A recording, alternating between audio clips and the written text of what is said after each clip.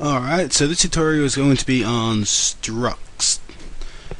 Alright, to sum up what structs are very briefly, you can call them on-the-fly classes, so to speak. That's not exactly what they are, but it's pretty much how you would use them in Ruby. Alright, so let's just jump into it, and hopefully you'll understand what that means by the end of this tutorial. Alright. So to create a struct, you just go struct dot new. Now this actually comes with arguments you need to input to use it. Now you can insert as many arguments as you want. It's totally up to you. Okay? So for this one I'm just going to put in X and Y. And that'll be all for this one. Alright? And now we have our struct created. So if I go here and I make a constant variable, something like new class is equal to struct.new, then I go down here and I go local underscore class is equal to new class dot new. Then I can go message box underscore p local class. Now what does it print out? Prints out struct new class x equals nil, y equals nil, because they haven't been set yet, obviously. Now, there is no definite initialize function for structs. You can make one if you want to, but you shouldn't have to, because by default you can insert arguments for all those new variables you've made for it. So as you can see now, I currently have x and y. All I have to do here is go, when I say new class.new, I can input values for it here. So maybe I want my x to be 800 and I want my y to be 147. If I go on OK now and I play it, alright, as you can see, x is now equal to 800 and y is equal to 147. Alright, so let's do this again, and you can see that it actually does change the proper values. So if I go to class 2, yeah. Now I change this to say X and this one to hi, and I message box underscore p class number 2. What happens is, alright, that's the first one we made, and the second one, X is equal to string X and Y is equal to hi. Alright. So what is happening is when you create a struct, you are actually creating a miniature class, so you can make methods for it if you want to. But before I go into that, I'll show you what it actually looks like. So right now, as is, you are actually doing the following. You are going class, new class, because that's what you named this constant variable here. It has to be constant, by the way. Keep it. Try to keep them constant, so you can use them again and again. So you go in here, new class. Put it in there, obviously. You will then go on attr reader x because of the values you put in here, which is x. You're also going attr reader y because you made this as well.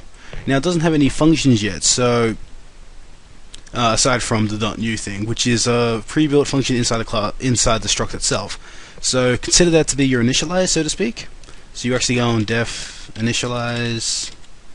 That's about right. Yes, I did. And then you're also going, x and y, and then you go on, at x is equal to x and at y is equal to y, so to speak. It's not really definite. It's not exactly an initialize method inside the struct itself, but that is pretty much what is behind the scenes. So you don't actually have to have an initialize method. It does that for you. Okay. So that is currently what our struct looks like and how it's being used. Now you may be wondering at this point, what's the point of a struct? Why would I use it instead of just a normal class? Well, I'll get into that in a sec. For now, let's get into functions. So I'll get rid of that. Just keep new class. Okay. I'll comment that out for a sec. Now, at the end of the struct, you have to say do. Also make sure you have end there. Now you can define a method just like any other class, and it works fine. So you can go def, I don't know, print, and then inside that method you can go message box underscore p print self.x. Okay, make sure you are using self.x, self dot, and then the value, not an actual at sign like I did before, because that is for classes. For structs, you go self dot and then that value. Okay, so use self in structs. Alright, so that will print out self.x. So right here we're setting it to 800.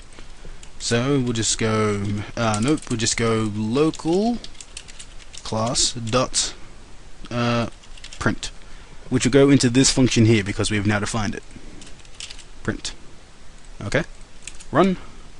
There you go, 800.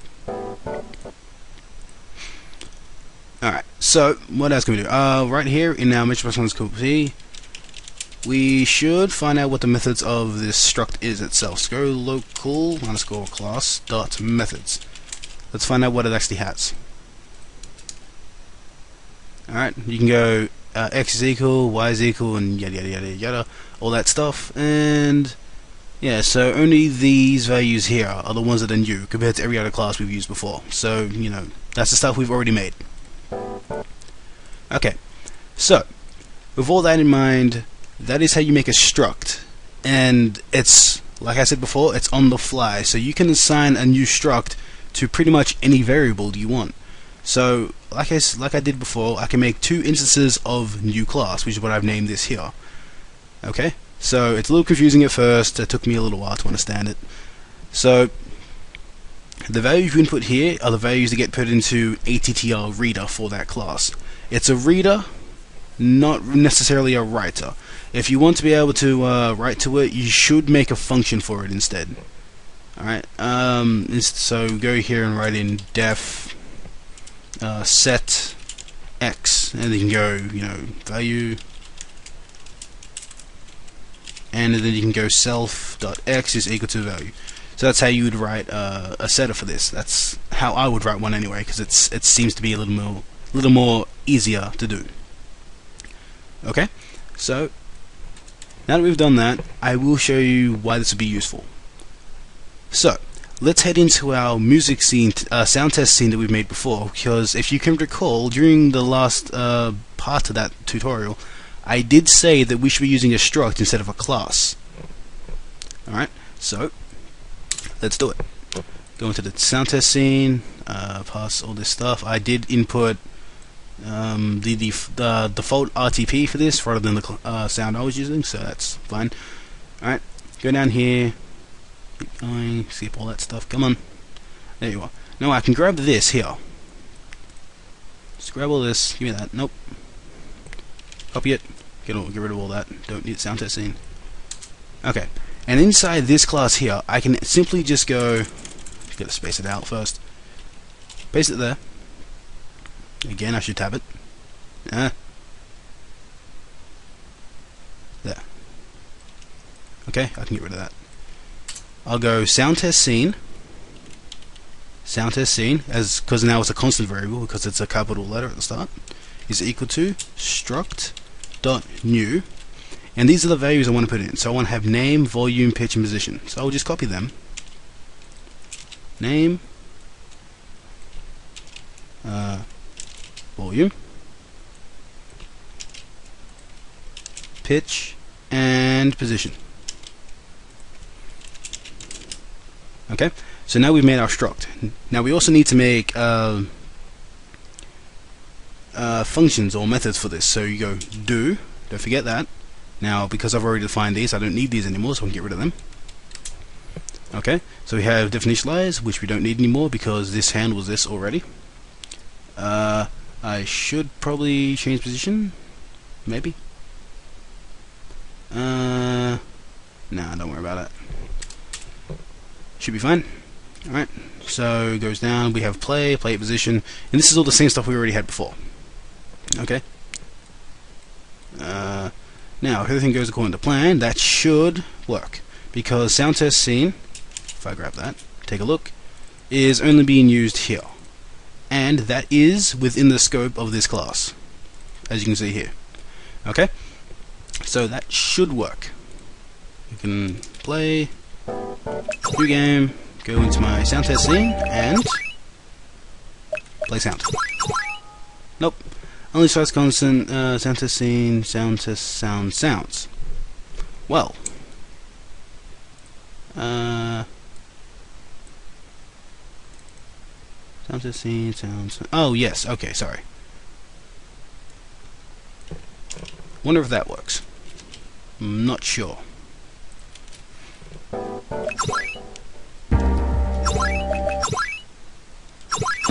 you go.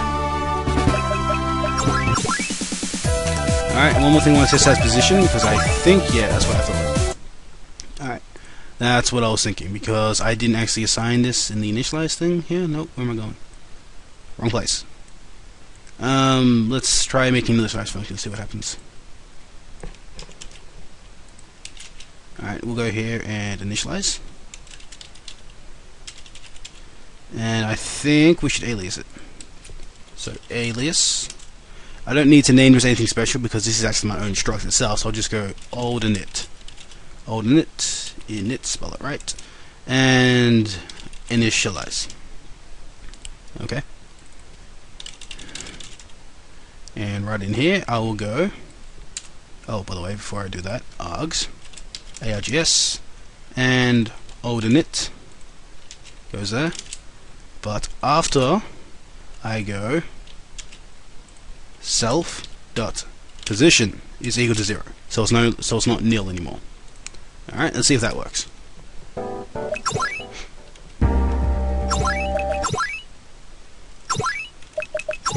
Nope, still nil. Okay.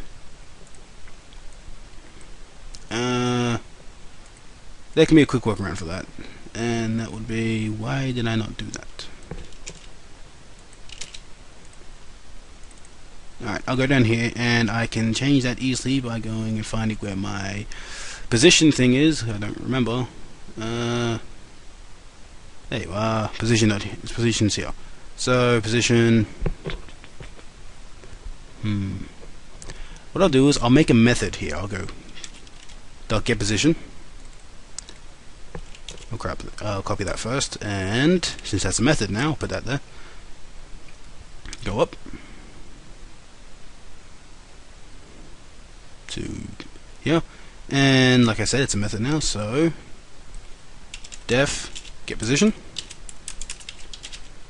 Alright, and here you'd go return 0 if self dot position is equal to nil. Or really, since I already told what unless means, unless self dot position. Otherwise return self dot position.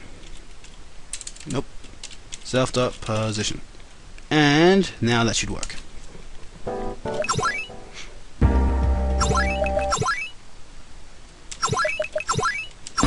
you go. So I change it.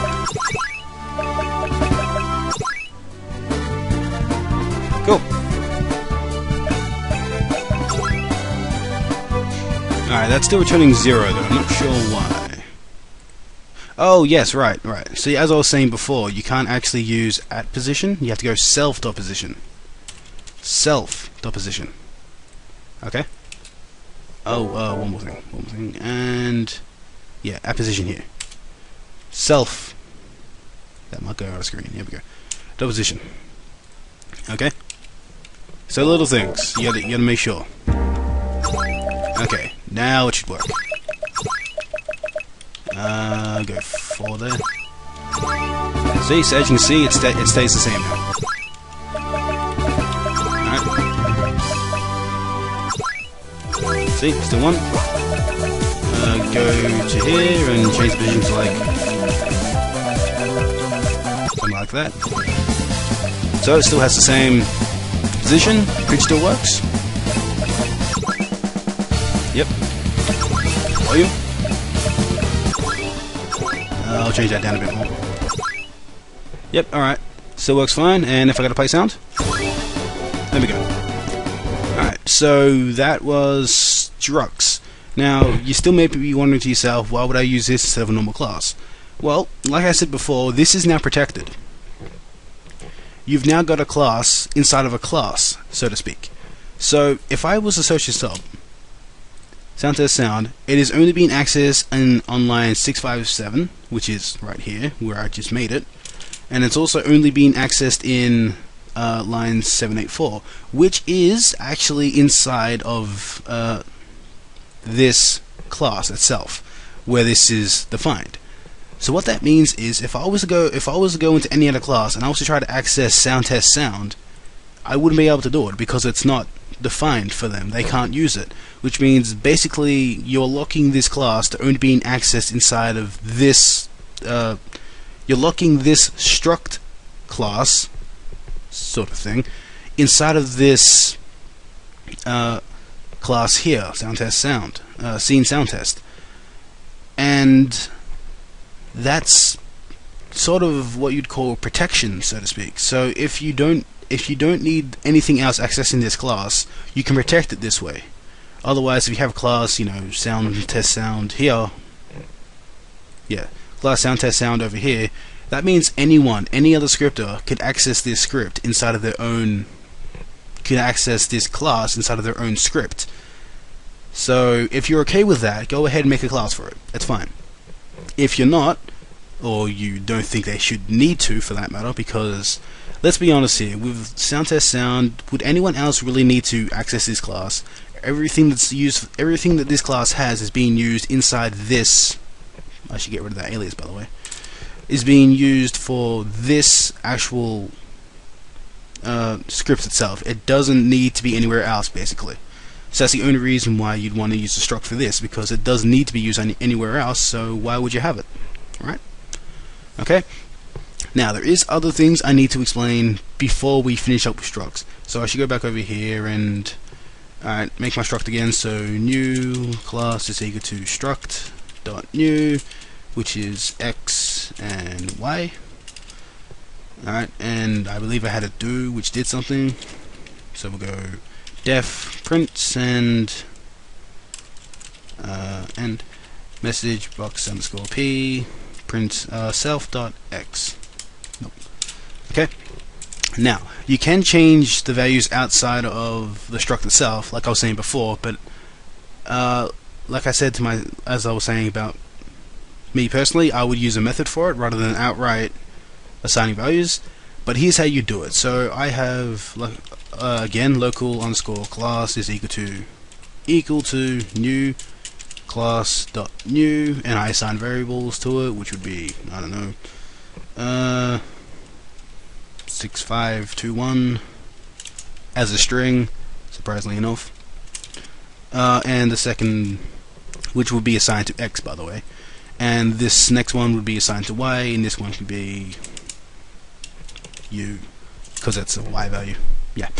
Alright, now in local class itself, you can go local class, in array brackets, you then go x is equal to, actually before I do that, I'll go local class dot print method, which will print out what x is first, which would be 6521. And then we're going local class x is equal to, make it an int now, 1245, and then we'll go local class print again, which will print x, which will be 1245 now. You can also go, copy this again. Nope, copy that. Okay. String x, and this one can be equal to something. Yep. And this one is 0, and this one will be equal to, we'll make this one a float. How about a float? 0.147. Okay, we'll print it out. Now take a look. 6521 as a string, like we did before. 1245 something 0.147. Okay, now you may be wondering what the hell was all that. Well, that's another good thing about structs, is they're very accessible in regards to modifying their actual values. You can go local class, you know, symbol x, which is what we made up here. These should have to be symbols, by the way. So whenever you make a new struct, make sure the values you're passing in are symbols, not other things. Okay, so only assign values here. It's like I said, it's a little tricky at first. You get it after a while. Alright. You can also go local class string x is equal to something, and local class 0. Now the reason why it's local class 0 here is because this is the first element in the actual class itself that you've made here, and this is the second element, which, as we know by arrays by now, is the second element is 1, not 2, 1. So if I was to make a third one here, if I was to go z, or if I was to go RPG, alright, I can actually do the same here. And so I'll change this from print to self.rpg, because remember, that is the name of it now. So that's u first of all, and then it's, I'm just going to put in random letters here, and then I'll put in people. Alright, so 6521 gets assigned to x, u gets assigned to y, k gets assigned to z, and people gets assigned to RPG. So when I go def print, I'm saying self.rpg, it will print out people, and then I'm changing x, not RPG. I'm changing x here. So if I want to change RPG, I would go RPG. And in here, the same thing applies here. This is actually just a string value. This is actually a string representation of these values.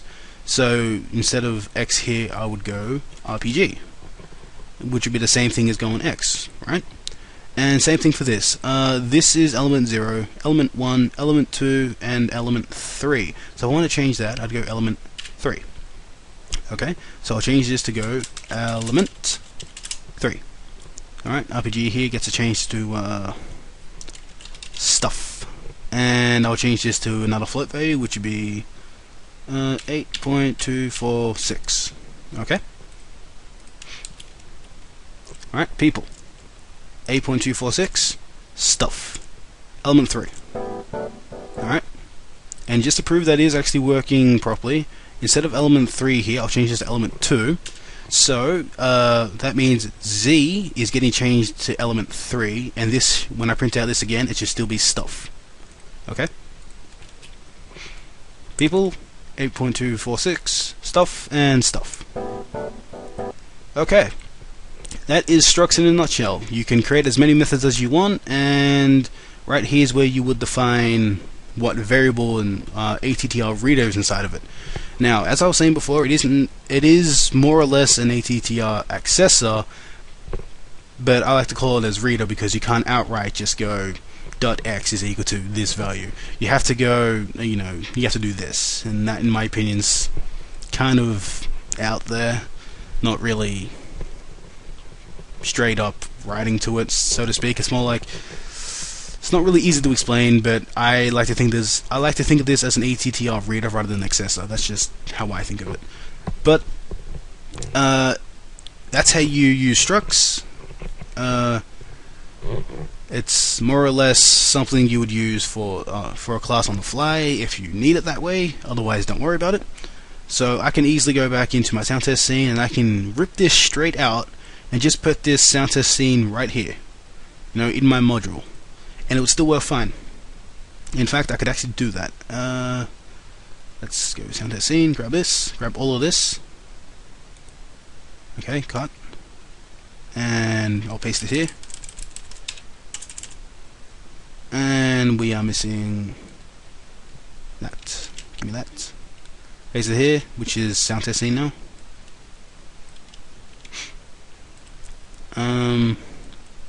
Sound test sound.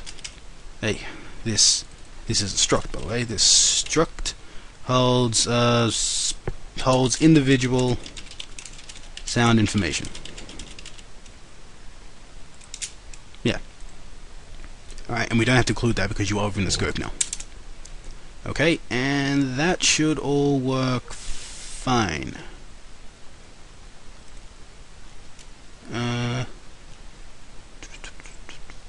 Yep, that's fine. Okay, now go back down to my thing that's using it. I'll just search it up actually. Sound test sound, search it up. So the only class that's actually using it is right here. And all I have to do now is just go, actually that should still work fine as is, because we are including the Diamond and Platinum 3 module and the sound information right here. So that should still work fine. So again, we'll test it.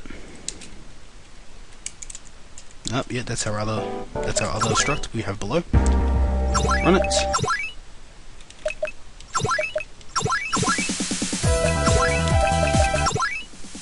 Nope. Alright, so it still works fine. Alright, so now we have a class defined inside our module. Or really a struct. But yeah. Anyway, so what that is right now is... go back up, there it is, cover that. What we've actually done down here is we've made a new class that is inside of this module. Alright, a little strange maybe, but that's what a struct is. It is essentially a class, only not. It's considered a struct rather than a class outright. But you can use it as if it was a class, so that doesn't really matter to you, does it?